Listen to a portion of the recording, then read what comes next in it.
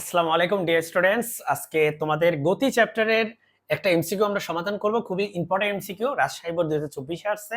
আমি কোশ্চেনটা পড়ি। খাড়া উপরের দিকে নিক্ষিপ্ত বস্তু ত্বরণ বনাম সময় লেখচিত্র কেমন হবে? ডিয়ার স্টুডেন্টস, চলো আমরা আগে কনসেপ্টটা বোঝার চেষ্টা করি। ধরো তুমি একটা অবজেক্টকে, এরকম একটা অবজেক্টকে তুমি ভূমি থেকে খাড়া উপরের দিকে নিক্ষেপ করলে একটা সময় গিয়ে, যেহেতু নিচের দিকে আমাদের হচ্ছে এক্সিলারেশন ডিউ টু গ্র্যাভিটি কাজ করে, আমরা জানি নিচের দিকে হচ্ছে বস্তুর অভিকর্ষজ ত্বরণ কাজ করে, বা আমরা এটাকে বলে থাকি এক্সিলারেশন ডিউ টু গ্র্যাভিটি। নিচের দিকে হচ্ছে সবসময় গ্র্যাভিটি কাজ করবে, তাই না মাই স্টুডেন্টস? গ্র্যাভিটি কাজ করে নিচের দিকে। পৃথিবীর যে আকর্ষণ মাধ্যাকর্ষণ বল, সেটা সবসময় নিচের দিকে কাজ করে, এবং সেজন্য তুমি যত জোরেই মারো না কেন একটা সময় বস্তুটা থেমে হচ্ছে নিচে পড়ে যাবে। সরি, আমি এখানে একটা মিস্টেক করছি। আমি বলছি যত জোরেই মারো না কেন, না, একটা নির্দিষ্ট স্পিডের পরে যদি তুমি মারো তাহলে কিন্তু সেটা আর্থকে কেন্দ্র করে রোটেট করতে থাকবে।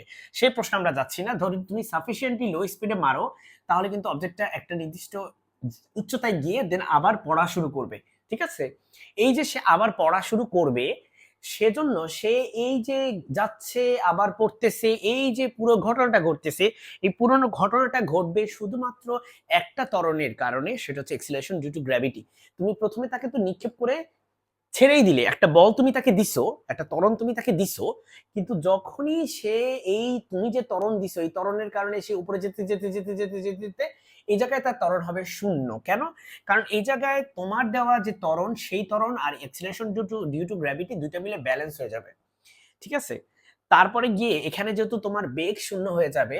আচ্ছা, আমি এখানে আরেকটা কথা ভুল বলছি, আই এম রিয়েলি সরি। আমি বলছি ত্বরণ শূন্য, এখানে হচ্ছে বেগ শূন্য, তাই না? এইখানে যা বেগ শূন্য হবে, তারপরে এটা হচ্ছে পড়া শুরু করে, এখান থেকে পড়া শুরু করে।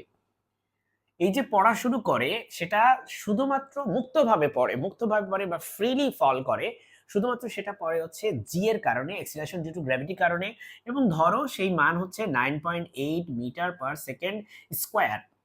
তাহলে দেখো এই পুরো রাস্তায় সে যখন পড়তে থাকে, খাড়া উপরের দিকে নিক্ষিপ্ত বস্তু ত্বরণ বনাম সময় লেখচিত্রের জন্য তুমি আঁকো, তুমি দেখছো টাইমের সাথে সাথে ত্বরণ কিরকম কাজ করে। দেখো, টাইমের সাথে সাথে ত্বরণের মান কিন্তু সবসময় ফিক্সড।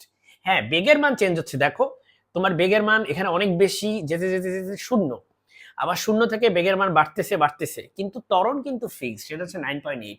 এই জন্য দেখো সময়ের সাথে সাথে ত্বরণের মান ফিক্সড, সরলরৈখিক। দেখো এটা হচ্ছে ফিক্সড।